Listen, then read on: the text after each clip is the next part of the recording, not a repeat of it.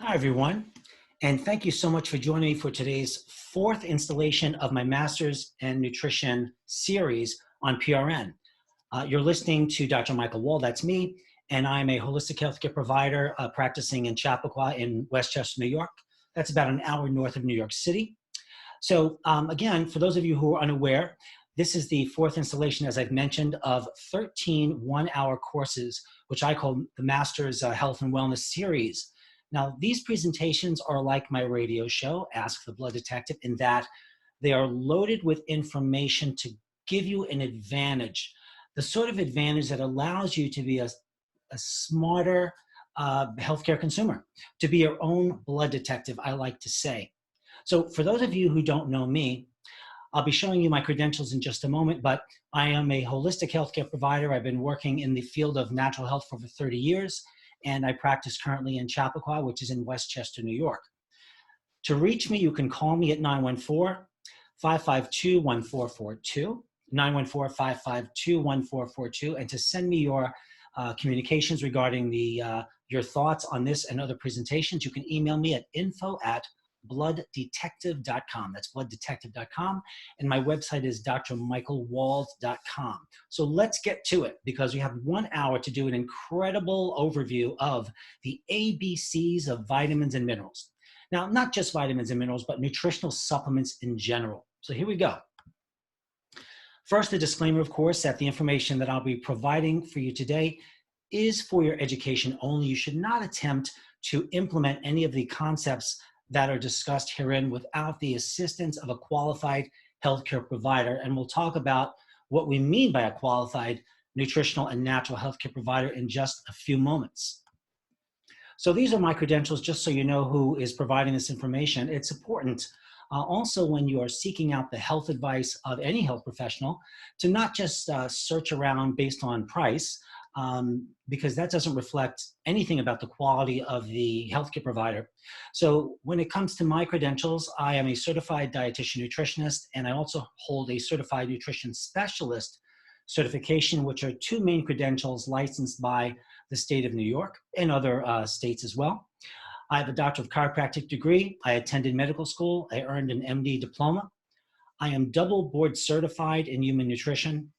I have a specialty certificate in sports nutrition. I have a master's in human nutrition. And as I've said, 30 plus years doing this type of work. So I really do believe that you're going to be in for quite a ride today. And I mean that in a positive way, in terms of the accuracy of the information provided, your ability to implement this information, and to tell the difference between the morass of just utter nonsense and incorrect information that's out there on social media and in textbooks in terms of the ABCs of nutrition. So let's start with vitamins, and even more vitamins. So these are the concepts that I'll be discussing in today's show. Number one, are vitamins safe? And then we're going to compare the recommended daily values, sometimes called the recommended daily intakes, or the RDA levels, and what those mean relative to minimum standards of nutrition, which is what they represent, as opposed to optimal levels. Completely different thing. We're going to talk about testing and your changing needs for nutrition over the course of your lifetime.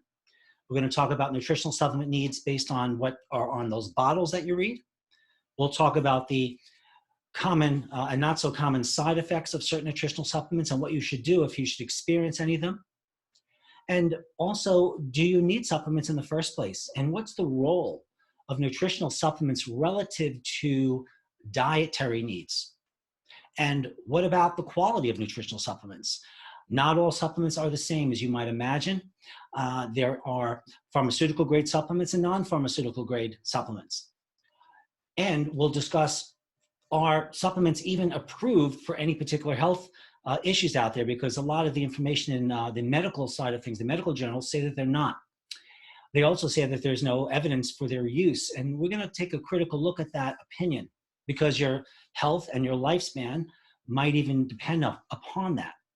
And when your physician, usually an MD, says supplements are useless, how much credence should we give to that opinion? Is it a qualified opinion or not? Do vitamins substitute for a healthy diet? How do we figure out what nutritional supplements you need. And again, what about side effects? Some side effects do not necessarily mean you should stop taking the nutritional supplement. What about the different types of vitamins? There are water-soluble vitamins and there are fat-soluble vitamins, some very important and critical information that we'll review today about those differences. And what about testing? Are there accurate tests to check for different vitamins? I'll also give you my top 10 picks, 10 or 11 or possibly 12 picks of the more commonly used nutritional supplements that are, I think, important for the prevention and the treatment of the more chronic diseases that you hear about today. And also, last but not least, what are some of the errors that patients of mine have made regarding their intake of nutritional supplements? So let's first talk about, are vitamins safe? Well, when they're used as directed, they're generally safe. But sometimes, even in the hands of a well-trained holistic healthcare provider, you might develop abnormal symptoms, undesirable symptoms, which mean that the vitamins might be, maybe they should be discontinued or there should be a dose change. But if you are following the advice of your healthcare provider, it would be a very rare thing, if they're competent and well qualified, that vitamins are unsafe. But there are more than 6,300 reports of serious adverse events associated with nutritional supplements. But then again, there are far, far more than that associated with medications. So we can do vitamins wrong, just like we can do medications wrong. That doesn't mean we wouldn't take medications or take vitamins. We just have to take them the right way for our needs and our changing needs over time. So many studies, we're talking thousands of studies or hundreds or dozens, depend upon the supplements you're talking about, show a reduced risk of various diseases, including cancer, heart and blood vessel disease, autoimmune diseases, diabetes, arthritis, mental emotional health. You name the health problem, there may be studies that show that vitamins and other nutritional supplements are proven and safe. And by the way, sometimes I might say vitamins or vitamins and minerals, but I really mean vitamins, minerals, phytonutrients, foods. So these terms will be used interchangeably in this talk, okay? So don't get confused when you hear different terms. Just think of nutritional supplements, okay? So there are fat-soluble vitamins and water-soluble vitamins, and the fat-soluble vitamins have a greater propensity to become toxic in the body. So you really need to know what you're doing when you take them, and we'll discuss that more in detail in a little bit.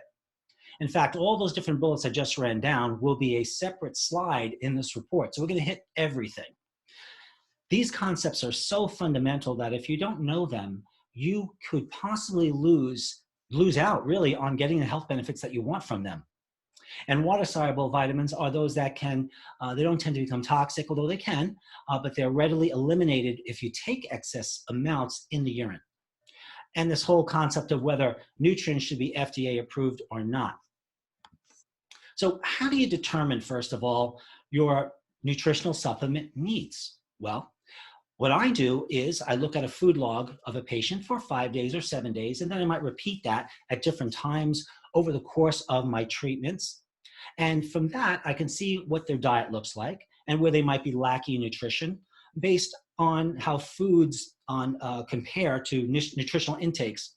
In other words, there are these food nutritional intake charts which show that certain foods contain certain nutrients, and I would do a scan of one's diet to see how it looks overall based upon that. And then, of course, looking at the composition of a food log for a patient, you know, how many carbohydrates are they consuming, what about fats, and a protein intake. These are all very, very important basic things to look at when figuring out one's food and nutritional supplement needs. And of course, one's health goals. If you don't know your health goals, then how can you build a health plan to reach those health goals? Maybe you want to lose a certain amount of weight in 3 months as opposed to 6 months, as opposed to 12 months. So that obviously is different. And are you someone who, let's say, has cancer, heart disease, or autoimmune disease or whatever, who is taking medications but wants to get off those medications, or want the medications to be reduced in dose, or you want to reduce or prevent side effects? All of these are goals which determine what your nutritional supplement needs should be. What are your current health issues? Obviously, your current state of health now, let's assuming it's healthy, would determine what your nutrient needs are. to maintain that health. If you wanted to improve your health, your nutritional needs are obviously going to be different depending on how you want to improve upon your health goals. And then malabsorption. If you're over 50 years old, you are malabsorbing to some extent, and depending upon that extent, the dosing of what you take will differ. Because as I've said in so many of my Blood Detective, Ask the Blood Detective radio shows, you are not, absolutely not what you eat. You're what you absorb from what you eat, and furthermore, how your body utilizes those those nutritional supplements or foods. And also, medications you take may have adverse or antagonistic effects upon the supplements that you're eating, or certain nutrients might actually enhance the effect of how various medications work. So it's important that your healthcare provider have education that is in the area of both adverse and positive drug nutrient interactions, and also food and drug interactions. Stress, exercise, these are types of issues that require specific supplement needs. If you have lots of emotional and or physical stress in your life, your nutritional needs are going to change. This really should all be fairly common sense, but honestly, most or many healthcare providers do not consider all of these factors. So it might be up to you to ask these questions and be a more proactive part of your healthcare needs. And exercise obviously increases the metabolic needs of your body. So for example, if you wanted to put on more muscle, you're going to need more protein. And if you're going to have more protein, you malabsorb, you're going to need stomach acids and enzymes to absorb those proteins. And this, of course, is true for carbohydrates, fats, and again, nutrition and stress and disease and aging all dramatically increase nutritional needs. And if you do not meet those needs, you will notice that your body will decay and your health endeavors will fail. I like to do a body composition or a bioimpedance test on all of my patients because that test tells me their metabolic rate. It tells me the percentage of muscle, water, and fat. It tells me the intra and extracellular water balance in the body, which is a very important health indicator, and even something called phase angle, which lets us know whether our nutritional efforts are really working to improve what's known as our health span. You know, we have our lifespan, but many of us have ill health for a lot of that lifespan. But if we can extend the health span, that means being more proactive during your life or being able to perform those things that you want to perform. I like to hike. I love to do weights. I do karate. I'm a marathon runner. So I want to do those things as long as I want to. And one must pay attention to their changing nutritional needs over time in order to make these goals happen, or at least to increase the probability of them happening. And then there are functional blood tests. So we're not talking about vitamin levels in the blood. You can do a serum or let's say plasma level of, let's say, vitamin B6.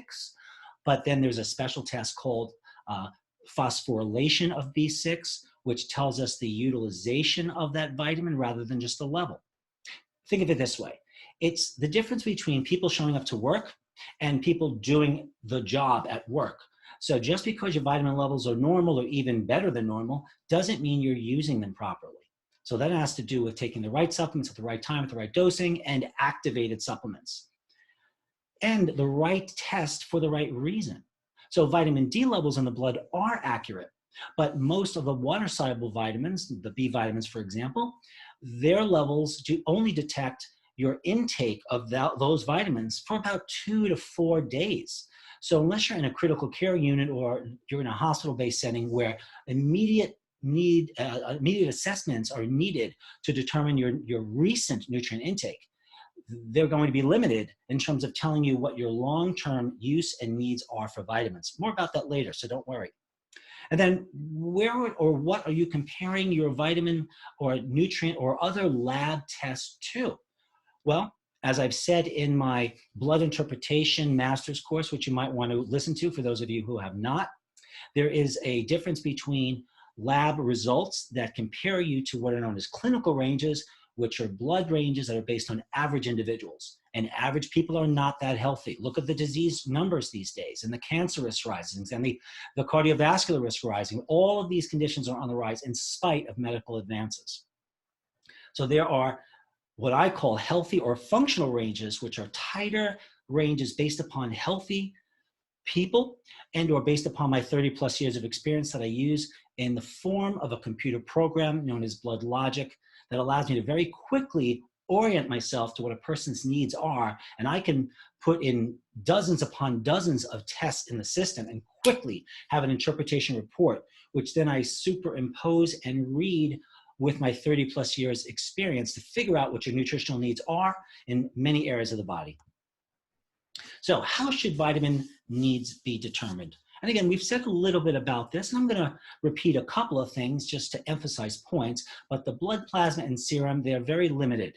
If you are deficient in the blood plasma or serum, then clearly you need more nutrition. And if you have excess blood levels in the plasma or serum, it does not necessarily mean that you're using those nutrients. Then there's something you may not have heard of unless you've been listening to my show. It's called a peripheral blood smear. So looking at blood under a microscope is a functional test. So as I've used in prior shows as an example, if red blood cells are enlarged, that might mean that you are in need of more B12, folic acid, vitamin C, E, or B1, and many other nutrients. If your white blood cells are moving too slowly under the microscope, you might need zinc or more protein, let's say. But your regular blood test might show a normal amount of white blood cells, but it doesn't tell you its function, you see. Then there are urine levels. I'll give you one example. Blood levels of vitamin C, for example, might be normal or even high, but you might need a lot more vitamin C. So how do you know that? Well, if you do a urine level, you should detect vitamin C in the urine upon testing. And if you do, that means your blood levels have gotten very, very, very high. And when they get saturated, when your body cannot hold on to any more, there'll be a spill over into the urine. So as long as you see vitamin C in that urine, you're in good shape. But serum or plasma levels of vitamin C might be very misleading. And there are many other examples I can give you in terms of these functional tests. And I've mentioned body composition in terms of percentage of muscle, water, fat, metabolic rate. If your metabolic rate is faster or slower, then obviously your utilization of nutrition is going to be different based upon that information and other information such as medical and health history that I will perform on a person, your responses to various questionnaires that are generalized questionnaires for the whole body, and questionnaires and questioning based upon your specific health concerns, which is one of the third bullet to the end here. And then I might perform functional tests like an autonomic nervous system test, because for people, for example, who are under quite a bit of stress, they might have a high level of functioning of their sympathetic nervous systems. And in order to raise their relaxing parasympathetic nervous system, the person might require omega-3 fatty acids, magnesium, valerian root, things of that nature. So there are specialized tests that can let us know our needs. Just like if you did a bone density test and you had osteopenia or osteoporosis, you might need calcium, you certainly might need vitamin D or strontium or vitamin C or protein, all nutritional factors, and that's just a few of them, which have to do with improving your bone density. And again, there's also nutrition very specific to your health conditions. So, if you have a condition which is characterized by a low immune system, we want to make sure that you're getting enough protein, because protein improves the immune system. Certain types of protein may make the difference in the timing of the protein, and it may or may not need to be taken with enzymes or acids to help the protein get absorbed. But again, if in this example, if your immune system is low, as I mentioned again, zinc, protein, you might need more vitamin C, resveratrol, turmeric, echinacea, astragalus, golden seal. So these are things that will be determined based upon the experience and the education of whatever healthcare provider you're working with. And then the test ranges of blood. Just because your blood, urine, and serum levels or other sorts of vitamin tests show that you have normal amounts of vitamins does not mean that you would not benefit from higher amounts. So let's talk about side effects and dangers of vitamins, okay? Well, first of all, I have here in the title of this slide here, the recommended daily values versus individual needs. So as far as that's concerned, make myself a little larger here for you guys. There is optimal doses and there is a megadose. An optimal dose means exactly what optimal says. The amount of a nutrient or nutrients that are what you need.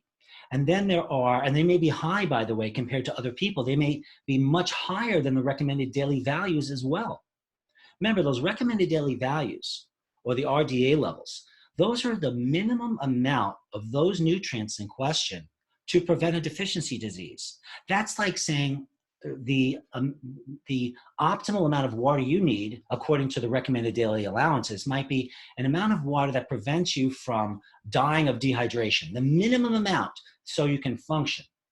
Anyone with common sense has to know that that's meaningless, or at least it is not the whole picture. We wouldn't want to just have a minimum amount of a nutrient to prevent a deficiency.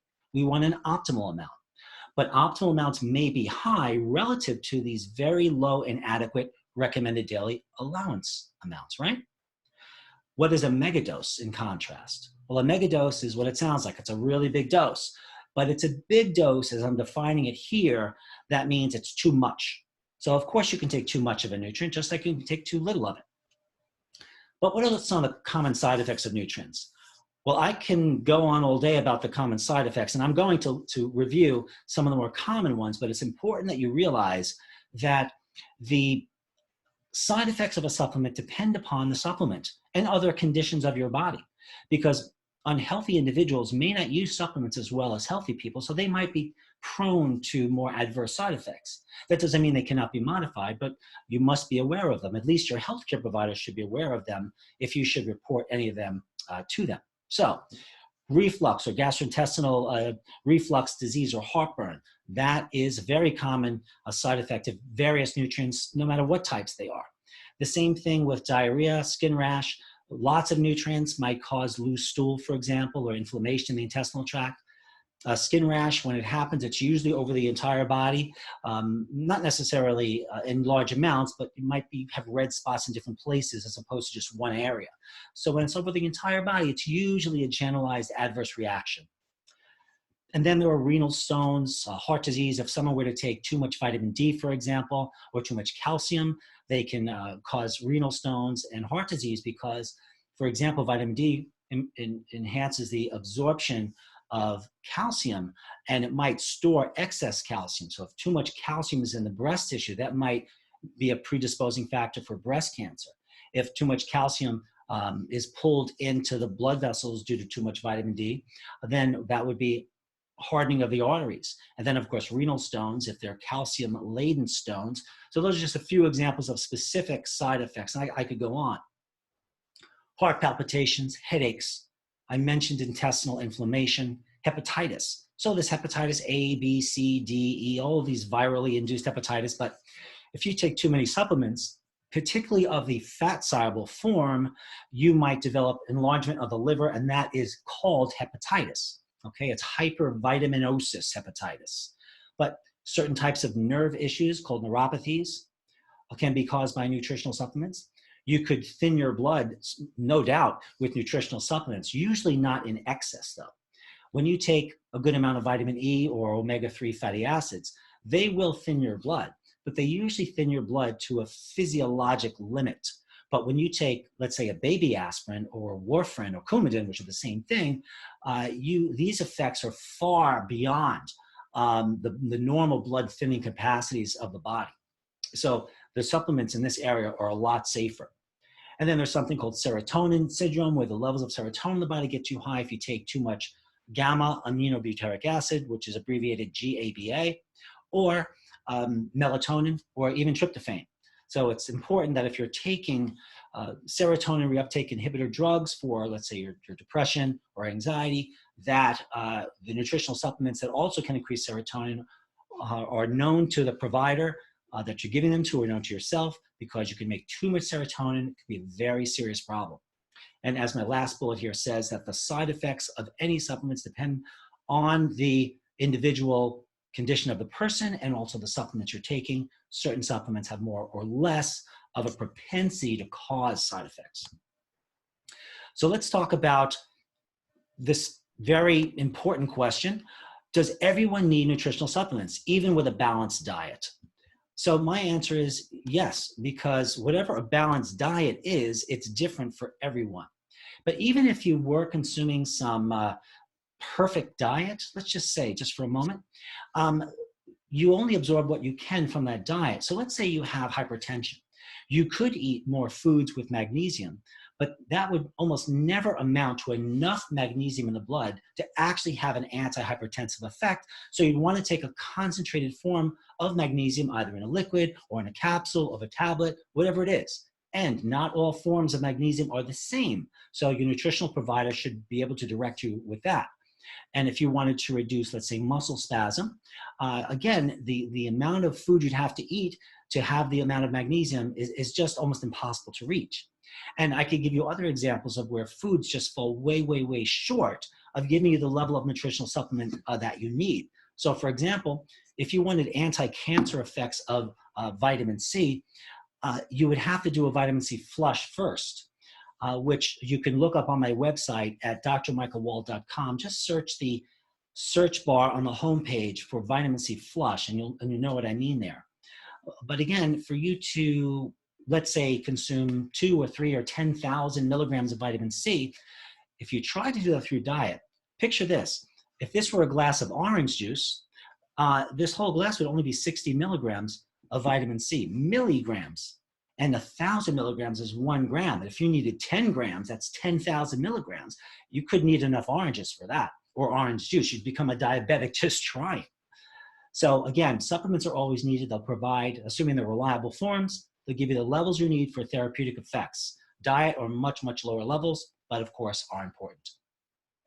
So any bullet here, number 2, concerning do you need supplements or not? The health condition is important, so what the diagnosis is. So if you have a gluten intolerance or celiac disease or some lesser condition of gluten intolerance like non-celiac gluten disease, you've probably been malabsorbing nutrients, well you have, for as long as you've had that condition. And most gastroenterologists fail their patients in this regard. They'll identify or find out through the patient through, let's say, testing that I've done, that they have a malabsorption disorder like celiac or non-celiac gluten intolerance, and they just tell them to stop eating gluten, and that is important, and that will return the small intestine lining to normal in about 6 to 8 weeks. But then they fail to look for all of the different nutritional deficiencies that have resulted over years. I just don't understand it. But now you know to do that. And you probably would want, if you do want to exceed the recommended daily values or intakes or RDA levels of nutrients, you would have to go, generally speaking, beyond just the diet with nutritional supplements. And in terms of a poor diet, if you have a poor diet or a specific kind of diet, like let's say a vegan diet, you will need different nutrients. You just will not be able to satisfy needs by just eating a balanced diet. And again, as I mentioned, with certain specialized diets. Again, we'll hit that in a minute. So let's talk about pharmaceutical versus store-bought supplements and botanicals. Well, I remember here, bullet number 2 here, that the New York State Attorney General's office several years back, and I did the very same study with Fox News when I worked for them. We both went into the health food stores and looked at different supplements and had them analyzed, and found that most of the supplements that were said to be on the container were not in there. So rather than it be the herb you wanted, there was asphalt and cement and chrysanthemums. We're talking wacky ingredients. And that was most of the products that I tested and most of the products that the U.S. Attorney General's office tested. So we cannot trust most store-bought nutrients. Generally speaking, though, in my opinion, because I've looked at the store-bought nutrients, that the more expensive ones tend to be better, but can't advise you more than that. But not all nutrients are the same. That's why we need to know the difference between pharmaceutical grade supplements and store-bought supplements. So pharmaceutical grade supplements are those that are made under FDA-like conditions or FDA conditions with quality control of various steps. So every supplement that I use on my Blood Detective brand, you can check them out at blooddetective.com. I can also give you what's called a full disclosure label. So if you call a supplement company up and you think it's a good company, you have to ask yourself, well, why do you think that? You basically, most of the time, I find this is true with my patients, they just bought into the advertising for the product, and they think because of that, the supplement is good. Or that because so many people take it, it must be high quality. It's just not true. So a full disclosure label lets you know more about the quality. So if you call a company up and they say, well, we don't know what that is, then you know not to use them. If they fail to send you the quality control, well, there's another bit of evidence that you should move on in terms of how you choose or what company you should choose for your products. Many of these products have not only those horrific fillers that I told you before, like asphalt and cement in them, but they may have other fillers as well. The dosing may be off, all kinds of issues with non-pharmaceutical grade products. So are supplements approved for various health conditions? The answer is yes, of course they are. I'm shocked as I see things on, let's say, WebMD or other places where they make these claims that there are no studies. All a person needs to do is go onto the Cochrane database or the PubMed.com, the National Library of Medicine website, and you can look up these studies. They're loaded with millions of abstracts from 1966 to the present. So over 3 million last count that I'm aware of. But here's just a handful, well, more than a handful of supplements with proven effects that should be at least well known in medicine, but only a handful of them are. So for example, if your doctors are saying that vitamins are useless, then why would they be prescribing calcium to you? I don't know. Or why would they now be prescribing vitamin D to people? Every medical specialty is pretty much aware now of the use of vitamin D in all health conditions. But most of these physicians, I find, don't know that people need a blood value of 70. That's the magic number. Not just anything between the normal range of 30 to 100. You want to be at a 70. The higher normal you are, the lower your risk of overall morbidity and mortality from any cause. And obviously, doctors, when you're iron anemic, give you iron. So once again, they know that that study is there. And then N-acetylcysteine, or NAC. That's N-acetylcysteine, or NAC, NAC. That's the go-to medication. It's a nutrient for acetaminophen toxicity. How's that for a supplement that works? NAC is also antiviral. It is a chelator of heavy metals and works very well for heavy metals, by the way, with few or no side effects as opposed to the medications used in traditional medicine. Omega-3 fatty acids. There are a plethora of studies on heart disease, cancer, and cholesterol. The list goes on. Vitamin D, I'm sorry, that should be vitamin A for night blindness, B vitamins for fatigue, stress reduction, neuropathy, saw palmetto to reduce dihydrotestosterone, which causes hair loss in men and women, and acne, and prostate enlargement. Vitamin E in fibrocystic breast disease, or to reduce what's called platelet adhesion, to thin the blood. Zinc for immunodeficiency, and it's an antiviral agent. Lavender, very well proven for sleep and anxiety. GABA, which is GABA, gamma aminobutyric acid, for anxiety, sleep, and pain. I love that nutrient. And melatonin, when taken at night, for sleep and also anti-cancer effects. Many of my patients will say it doesn't work for them for sleep. Usually they're taking too low of a dose. So the right dose at the right time is very important for all of these nutrients. Protein. We use protein in all major chronic diseases, from autoimmunity to cancer, because of muscle wasting, a condition known as cachexia in cancer patients, or sarcopenia, where there's just a loss of lean body mass. We need the proteins, different kinds of proteins, depending on the health conditions. So for example, with renal failure, we want to use plant-based high proteins because the animal-based proteins cause worsening of kidney failure. Fiber. Everyone knows that fiber is good for the gut. It can reduce cholesterol. It reduces bad estrogen levels by binding to them in the intestinal tract. Red rice yeast at a dose of 3,000 milligrams or higher. Lower than that will not lower your cholesterol in most people. A multivitamin was shown in even recommended by the American Medical Association years back in this study, which was the first study that they ever put out practically, that said that yes, you should actually take a multivitamin for men and women. It could enhance your lifespan and quality of life by several years and all these different degrees. And then the study had 70 or 72 different references on it, which popped out of nowhere because the AMA had said there were no studies, and all of a sudden there were. And then lipoic acid, that's in the B vitamin family, that lowers blood sugar and also helps diabetic neuropathy and other forms of neurologic problems. Creatine for lean mass building, whether it's cancer, autoimmune disease, or weight training. Okay, and glucosamine and chondroitin sulfate or chondroitin hydrochloride Most everyone has heard about that for arthritis, repair of joints. So you can see from this fairly short list that there are many supplements that have been very well proven to provide relief from many different health problems. So what about this scenario? Your MD says your supplements are useless. Why would they say that? Well, there's a few reasons for that. The medical education in nutrition is inadequate. Just ask your doctor who gives you advice in nutrition, how much nutrition education have they had? Particularly if they're giving you a negative opinion on that. You'll mostly find that they have zero extra education beyond medical school. Then the last time I looked, it was an average of about 27 hours of nutrition education in medical school, which is nothing. Or your physician might just be biased for whatever reason. Maybe they had a personal bad experience and they're feeling that their bad experience might somehow relate, or maybe to one of the patients they've had a bad experience that might relate to everyone's potential for problems. But just because nutrients don't work in one person correctly doesn't mean they won't work in another, or they may have been used incorrectly. So we want to be careful about generalizing.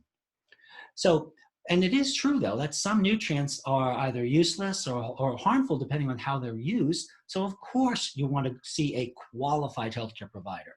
So once again, if your physician is telling you don't take nutrients and they're just snake oil and all of that, I'll have you know that snake oil is higher in omega-3 fatty acids than fish, but let's stay on topic.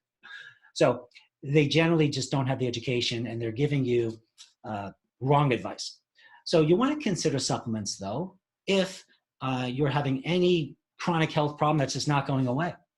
If you have malnutrition or malabsorption, certainly if you're over age 50, if you have a poor healing response or poor response to the traditional medical therapies, even physical therapy or chiropractic or acupuncture, all of these and other types of healing modalities, whether they're natural or medical, they require the body to respond in a certain way. But if the body is poorly nutritionally managed, then physical therapy, for example, the best adjustment in the world by a chiropractor, or the best moving around of chi by an acupuncturist, or the best medications by a physician, will fall short. Does that make sense? I hope so. And if you have any chronic condition, again, that hyperutilizes nutrients like cancer or sports performance, then you want to take supplements in addition to that diet. Do then vitamins supplement for a healthy diet? Of course not. But we can see now, I think I've presented enough evidence to suggest that nutritional supplements on top of the diet will give you an advantage. So to answer the question, do vitamins supplement for a healthy diet? The answer to it is no, but supplements can close the gap, as I've written here, and optimize your nutritional intake. And both supplements and ideal food intake should be practiced together. And also with some knowledge about what supplements to take with certain foods. For example, taking fat-soluble supplements like fish oil, ubiquinol, melatonin with fatty foods helps their absorption and utilization.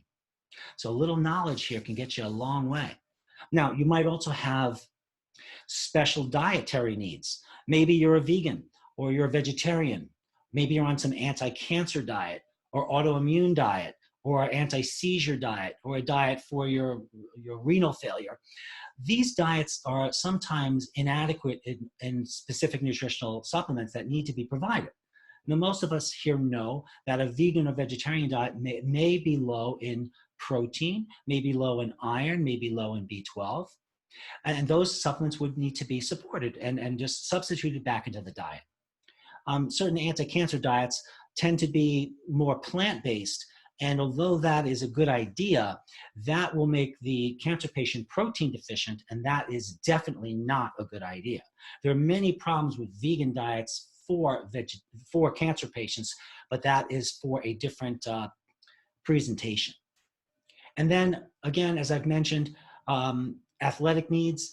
I'll have patients come in and they'll come in for general health issues, and we'll prescribe a basic diet, let's say that's good for them, and nutritional supplements. And they'll say to me, well, Dr. Wald, I'm going to start running, for a marathon, or I just lifted weights. So, that sounds great, right? And I'll say, well, we now need to account for the stress and increased nutritional needs of your weight training or whatever else you're doing.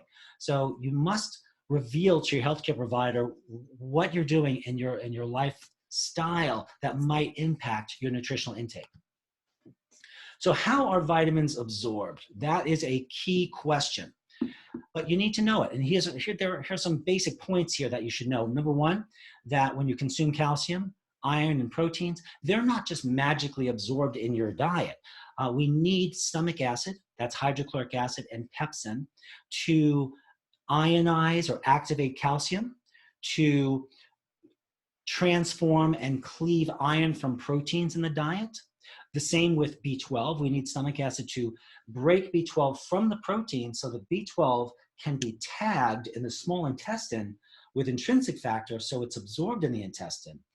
So you can see how, again, it's not just a matter of intake and everything magically just happens. If you're low in stomach acid, if you are low in protein, starch, or fat digesting enzymes, you're going to have a problem with protein absorption and protein activation. So bullet number 2 here, proteins are broken down in the stomach. So again, enzymes, acids, and then proteins, carbohydrates, and fats are broken down not just in the stomach, but also in the small intestine. Well, in the small intestine, you'll get protein, carbohydrate, and fat digestion. In the stomach, it's just activation of certain elements and breaking down of proteins into their individual amino acids so they can be absorbed in the small intestine. And then minerals and water are absorbed in the large intestine. So the large intestine is not a place for any other nutrient activities. It's a small intestine that's the most important, if I had to choose, followed by the stomach. And then the liver also modifies the nutritional compounds to make them more active or to produce certain proteins in the liver that bind to the vitamins and get them into the bloodstream or into the lymphatic system for activation and distribution throughout the body. So types of vitamins. There are both water and fat soluble vitamins. So here's just a quick description of what that is. So water soluble and fat soluble. So water soluble vitamins are soluble in water, so they dissolve in water. And fat soluble vitamins are dissolvable in fats. And because fat soluble vitamins are absorbed in fats, when you take fat soluble vitamins like vitamins A, D, E, and K, those are just a few examples, they can be stored and become excessive in their amounts, causing serious health problems. Liver enzymes will increase, generally speaking, and all sorts of other metabolic problems depending on how bad that situation gets. But a qualified healthcare provider will almost never cause that. Usually that's caused by patients taking the wrong dose of the fat-soluble vitamins or just not working with a healthcare provider to get it right. Now, B-soluble vitamins are different. They are soluble in water. So there are many other nutrients other than the B vitamins that are soluble in water. But those that are soluble in water tend to be less toxic because when the body gets excessive amounts of them, they can pour them out in the urine. But there are exceptions. Too much vitamin B6, for example, can cause an irreversible neuropathy or nerve damage. It's rare, but I have seen it.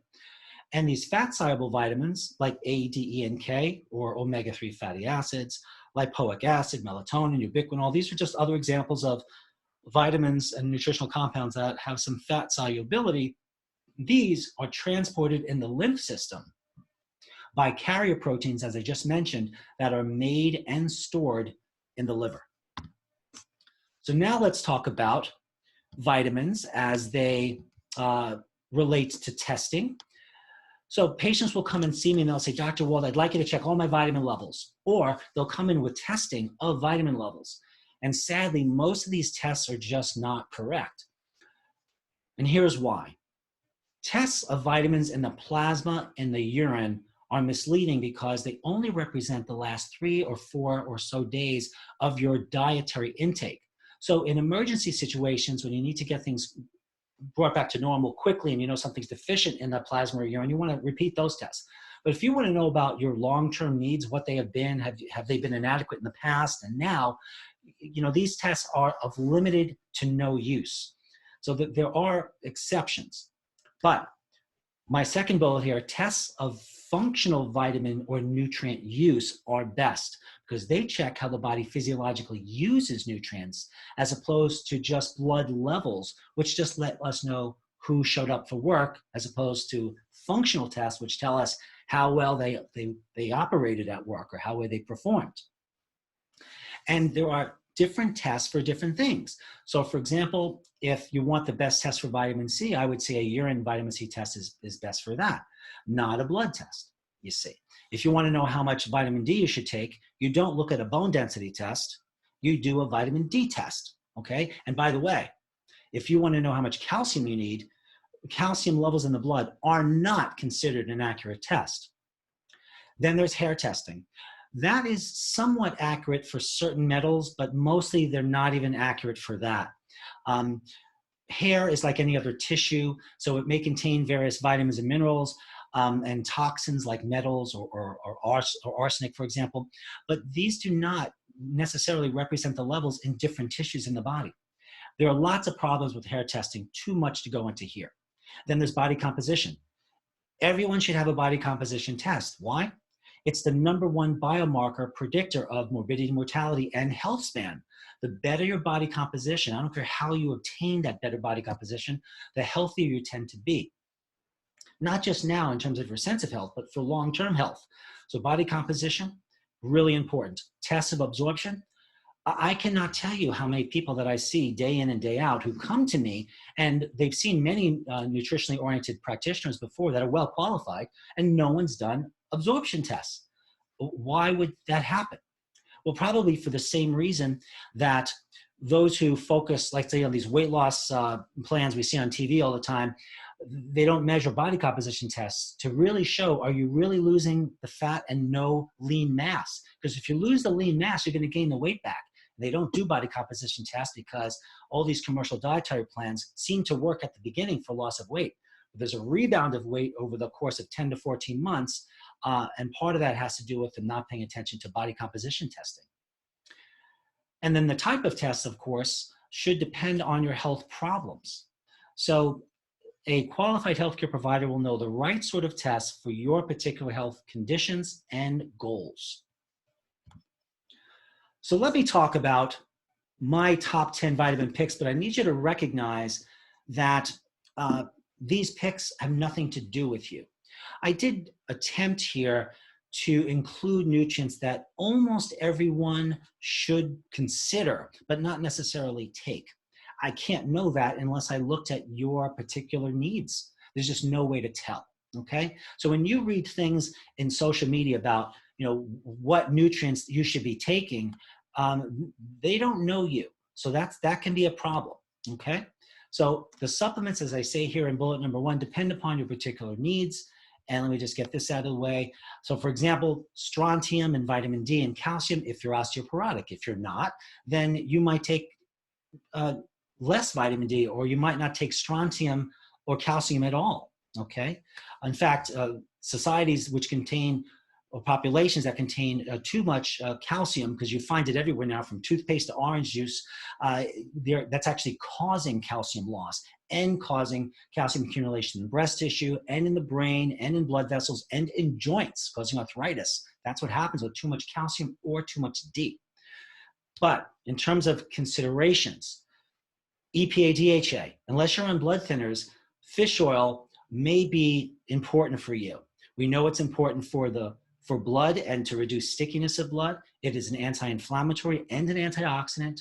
It's great for neurologic problems because the nervous system is mostly made of phospholipids, of which EPA, DHA is a form, and various cancer studies on the use of EPA, DHA. And again, I'm just going to give that disclaimer here one more time. You should not be taking any of these nutrients unless you're working with a qualified healthcare provider. Nutrition is an endeavor, and it's a specialty which requires years and years of study. Then GABA, gamma aminobutyric acid. I included it on this my top 10 list because of the amount of anxiety going on with the world today. Although I've seen anxiety on, I would say, most of my patients for all the years I've been practicing, but especially now in this COVID environment. GABA is also a prescription drug used most probably by neurologists most of the time, which use it for neuropathy and pain, neuropathic pain, and also by psychiatrists that use it for anxiety and depression, or as an add-on drug to SSRIs. Then a multivitamin. As I mentioned earlier, the American Medical Association years back had a big expose which changed all the physicians, well, should have changed all the physicians' ideas about whether or not we should be taking at least a multivitamin. But not all multivitamins are the same. My multivitamin, which you can check out on blooddetective.com, along with my other supplements, are pharmaceutical grade. I can give you the full disclosure labels of the nutrients, and most of the nutrients I use are fully activated. So let me give an example of what that means. So if this is a nutritional compound, and this is the compound, and you need your liver to activate it, and so it looks like this, that's activated. But if your body is sick and it can't produce this, you're left with this. And this could actually harm you by stressing your body out trying to make these carrier proteins or whatever activating agent this might be, so you can use that supplement. I hope that made sense. Iron. You should not be taking iron unless you're anemic. So do not take a multivitamin with iron unless you are a woman who is anemic and you know why you're anemic, or if you're a man that is anemic and you know why. I saw a man who was anemic who thought it was from his hemorrhoids, but it turned out it was from cancer and tumors in his intestinal tract causing bleeding. So you don't just take these vitamins arbitrarily. And then there's probiotics. The only negative effect of a probiotic in my experience is if someone takes it when they're on blood thinning medications, because blood thinning medications cause blood thinning, and vitamin K is a clotting agent. You can think of K for clotting, works for me. And probiotics produce some amounts of vitamin K. So there may be adverse reactions between blood thinning drugs and probiotics, but a well-qualified nutritional specialist, hopefully with a doctorate of some form, that can run labs and do a health history on you within their scope of practice, will know what is appropriate for you. And then ubiquinol, that's also called CoQ10. Ubiquinol is ubiquitous. It's found in every cell of the body. So it's obviously important for everything from energy production to cholesterol lowering, healthy heart, nerves, that sort of thing. And turmeric. I can't talk more about turmeric and brag about it more. It does help thin the blood though. So again, if you're on blood thinners, you need to be under the care of a trained professional. But turmeric has been shown in many studies to be a benefit as a blood thinner, as an anti-inflammatory, as an antioxidant, as a detoxifier, and as an immune balancer, among other things. And by the way, if you want to detoxify and you want to know what nutrients to take, you need to know what toxins are toxic in. So some generalized drinking of green stuff to increase your elimination is not necessarily going to detoxify you. You might want to listen to my radio show, Detox Deception, which you can find on my website on the homepage. Just search for it on the home bar, Detox Deception. And while you're at it, add my other favorite, which is pH Lies, all about the misconception of pH and how almost everyone's got it wrong. We're going to do an entire talk about detoxification and pH as part of this 13-hour course. And then there's N-acetylcysteine, as I mentioned earlier, NAC or NAC. It is a mucolytic agent. I didn't mention that here, but it breaks up mucus.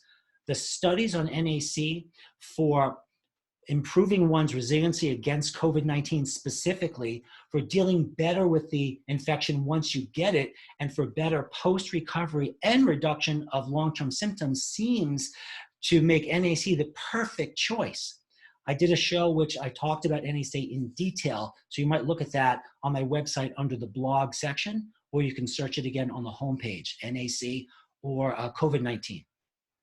And then vitamin D. There isn't a specialty now that's not aware of vitamin D and its health benefits, because there isn't a cell in the body that does not have vitamin D receptors. So if this is vitamin D, your brain cell, your thyroid cell, your intestinal cell, your skin cells, going on, they all have these receptors that fit vitamin D perfectly in there, and you need that, whether it's for your thyroid function or your immune system or anti-cancer effects or anti-inflammatory effects or anti-infectious effects. Vitamin D has all of these benefits, and that's not just words. This is proven stuff. And then the use of resveratrol. So resveratrol is a potent antioxidant, also studied very well, showing positive effects in COVID-19. It's an antiviral. It's important for heart health, for cancer, immunity, anti-inflammation, chelation, So many important things. How much should you take? When should you take it? With what foods? With what medications? Are these nutrients safe within? That obviously depends upon you. My last bullet here reiterates that. Dosing of all nutritional supplements must be based on your individual needs, your biochemically unique needs. Now, this is a really important slide here entitled Common Errors by Patients or People and How to Take Nutritional Supplements the Right Way.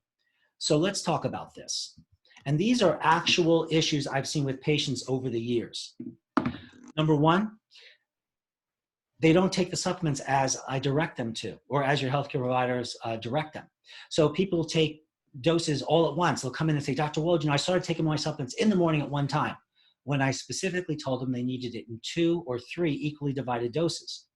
There's what's known as the bioavailability limit of nutrients, which means if you're taking a big pile of them like this at once, you're going to get less absorbed. If you space them out and have smaller amounts over more common intake, you'll get much more out of those supplements. Many people that I've seen will discontinue their supplements. They might, let's say, have gas or a little bit loose stool and it freaks them out and they stop without communicating. And then if I don't see a patient for a week, 2 or 3 or a month, then they've lost all of that possibility. So I always encourage my patients to text me or call me or email me if they have any issue whatsoever with their nutritional supplements. And then there's taking the wrong combination of supplements. Certain supplements work together, like resveratrol, boswellia, and EPA-DHA. And other supplements do not work very well, like N-acetylcysteine, zinc, iron, and copper should never be taken together, or rarely taken together. And there are many examples of this. And taking the wrong combinations. So you might take the wrong supplements. You might take the right supplements, but you want to take them in the right dose relationships. So for example, it would be best to take twice the amount of zinc if you're taking N-acetylcysteine, which is a chelator of zinc. My point here is that a qualified nutritional professional will know the amounts and the timing of various nutritional supplements for your particular body chemistry and health goals, so you get the most out of them. The next bullet here is that people will commonly take nutrients that are interfering with their medications. If you're choosing to stay on your medications, don't just take nutritional supplements and not tell your doctor. Now, the problem there is, if your physician who prescribed your medications is not trained in nutrition, then they'll just tell you to stop taking all your supplements. So you want to get someone that's qualified when you're asking for nutritional advice. And then taking supplements that might positively interact with medications. So you can enhance the effects of many medications with natural substances, which means you can do with less of that medication if you know what you're doing with the nutritional supplements. And you can, of course, take too much and that could have a negative impact, but there is possibility there. I see many patients who want to either get off medications or reduce their dosing. So you really have to know what you're doing in that area. And then taking supplements in too large doses obviously is a problem. If it's too large for you, it's a problem. What's too large? That depends on a lot of different factors, including what your lab tests might show and the opinion of your holistic healthcare provider.